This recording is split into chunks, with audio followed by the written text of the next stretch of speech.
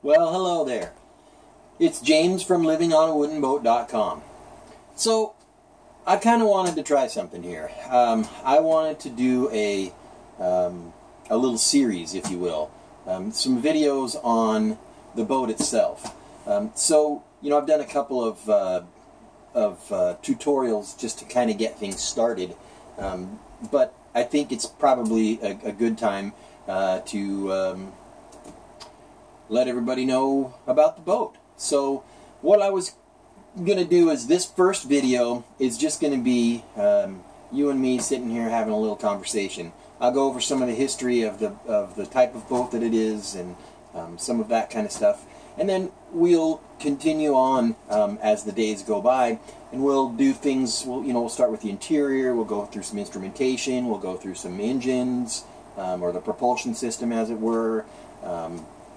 We'll go through the systems of the boat each individually. I was going to do a complete video, on the whole boat, but those end up being so long. I've deleted at least a dozen of them today. So anyway, with that in mind, I've got a little bit of history here on Grand Banks, and let's start with what kind of boat this is. So the first thing is her name is Junie Moon.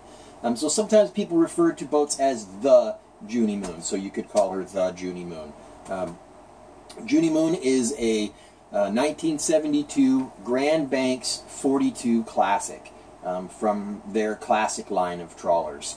And the classics, they start out at the 36-foot, and they go all the way up to 58 feet.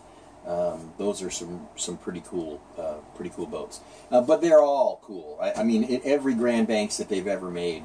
Some of my favorite ones are the smaller ones, the 24-footers.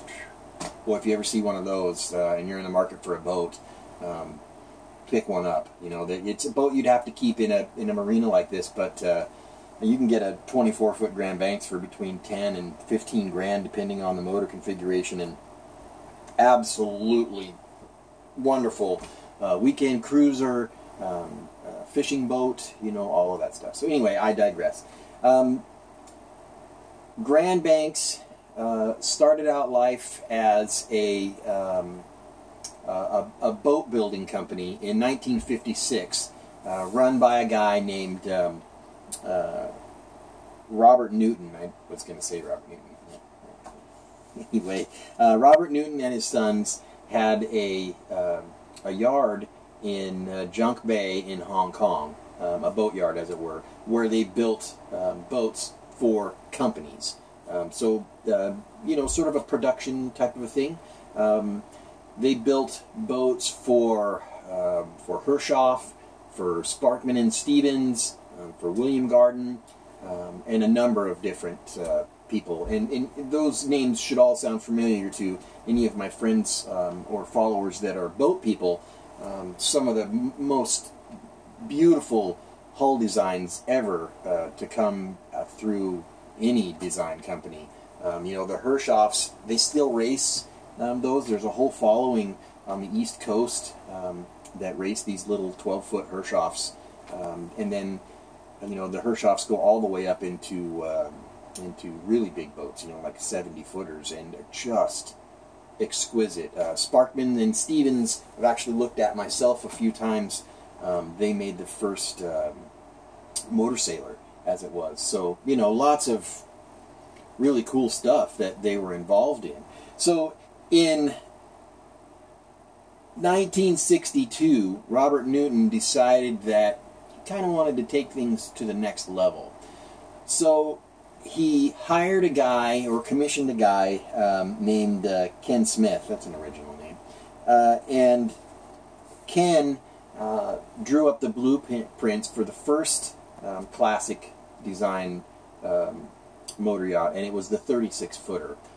Incidentally, they still make the 36-footer today. If you can get a hold of an older 36-footer, they were making the 36s, of course, when they made this boat. So pre-1973, you can probably get a 36-footer for like 20 grand or something like that, and all the way up to 50, depending on the condition. Just a great boat too. I mean, a really good buy It's why I mentioned that.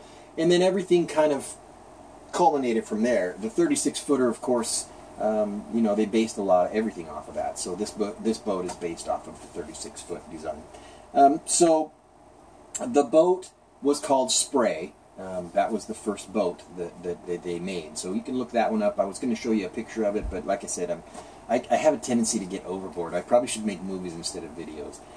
So anyway, and in 1964, Robert Newton and his sons decided that they were done building boats for everyone else, and they started Grand Banks. So they, you know, penned Spray, made Spray, and then they made a whole bunch of them. And they stopped building boats for, you know, Hershoff and Sparkman and all those guys. So, you know, those were the first Grand Banks. So they made Grand Banks at the Junk Bay Yard there in Hong Kong from 1964 until 1973. They rolled the last wooden boat off the line in 1973. And then Robert Newton moved his yard to Singapore because of the advent of fiberglass. So I want to, you know, step back for a second. If you put yourself in the early 60s, the late 50s, you know, at these yards in Hong Kong, the reason why they were building boats there is because of the availability of all the exotic woods. Even this boat itself, you know, built towards the tail end of all that, has still got wood in it that is no longer available. The keel in this boat, it's a long keel that goes from the stem to the stern, and I mean, it's a huge piece of wood, and it's made out of jackal. You know, a lot of boats use ironwood in their keels, but Robert Newton used jackal in his keel. It's a really, really hard wood, and it's extremely dense. I have a piece of it, just an extra piece that I don't know where it came from, but the boat's still together, so hopefully it wasn't supposed to be holding something up. Anyway, it's a little piece about, you know, 2 feet long, and it's like a little 1x2, and the thing weighs like 15 pounds, man. You could do like, you know, I mean, anyway. So I always put myself back in those days, you know, and having this boat sort of romanticizes that for me, because those species of wood just don't exist anymore. As a matter of fact, you know, a lot of the wood that you see around me, all of it that you see around me is teak. Well, if you look at the grain on it, it's all old growth teak. There is no such thing as old growth teak anymore. I've used teak extensively for repairs and rebuilding. Our last boat, I actually, you know, made furniture from it. And it's all, you know, it's all tight grain stuff because it's all young. So anyway, I digress. Back to the Grand Banks. So, you know, that kind of thing. So in 1974, when they opened the yard in Singapore, every boat from then on that came out of Grand Banks was fiberglass.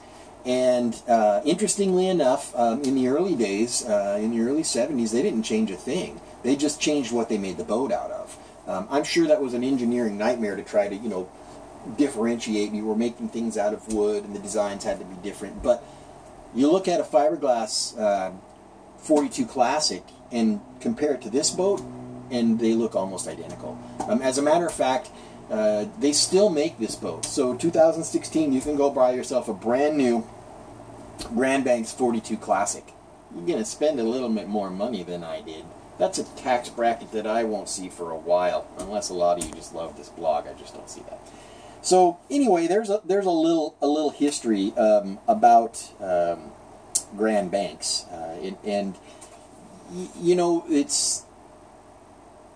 I feel blessed that we are able to, you know, have a boat like this. Not in any of my wildest dreams would I ever imagine having a boat as cool as a Grand Banks. For those of you that do know, I don't have to tell you anything. If you've been to boat shows, you've seen the section where they park all the Grand Bankses. They're exquisite boats. So they started with the classic design, and they have another name for it, and I'll come up with it in a little bit, but I didn't write it down. Then they moved on to, in the 90s, they made the Europa, in the late 90s, early 2000s. Absolutely, again, Beautiful boat. The Europa sort of looks like the old classics do, but they're a little bit, has a longer nose. It's got some covered decks, covered side decks and things like that. And then the new modern interpretation of Grand Banks, of course, is the East Bay. So, you know, those are both really expensive boats. You know, a Europa, those are like $1 million boat, and an East Bay, depending on the size, I mean, you're way into the millions there. You know, a typical East Bay, they're like 48-footers. You're running like 1.3 to 1.6 million, depending on how good your negotiating skills are. So, it's a cool history to me. I own, you know, the pedigree. This is, I should back that up a little bit. I don't own anything. I am a custodian of this boat. As a matter of fact, it kind of feels like she owns me. You know, she tells me when to do this, when to do that. I'm like, I got the money, sweetheart. She's like, I don't care. You know, when you take on something like this, originally you would, you know, take ownership of the boat, but after a while, you really understand that you're just a custodian of it. And I take that duty very seriously, just so that you know. It is my intention to bring this boat up to the standards of every new Grand Banks that they have. As a matter of fact, I think that you'll find as you crawl around the boat with me, the craftsmanship, the attention to detail that they put in these old boats is just amazing. So, you know, it's kind of a cool thing. So, I'm going to do a little series here. So this is the first video in the series. And we will go through and we'll talk about the different systems of the boat in the next videos. I think we'll probably start with the main salon here, and then we'll probably go from there. So we'll go through some of her systems, her electrical systems, her plumbing systems, her propulsion system, which is my favorite part because I'm a gearhead. For anybody that doesn't know, I'm an ex-mechanic. I was an automotive mechanic. For 12 years of my life, I spent 26 years in the automotive industry doing various things. And, you know, thank God that I have the mechanical background that I do, because it is enabled me to be a DIY person and really be able to do things to the next level. You know, I take it very seriously to be able to perform these tasks to the, you know, highest level that I can possibly attain. So I'm not a craftsman. You know, I was a mechanic, but this boat certainly will bring your inner craftsman out. So anyway, that's about it for today. I just wanted to kind of go over, you know, what kind of boat this was, and then basically the history of Grand Banks. You know, obviously there's going to be a lot more questions. What kind of motors does she have, James? I think some of you know already. You know, what's your this, what's your that, what kind of transmissions, what's her hull displacement. We'll go through that kind of stuff here. And we'll just make that a video. We can call that specifications. So anyway, thanks for watching, and I'm really excited about this, and I hope you are too. So look forward to hearing any comments that you have, and have a good night.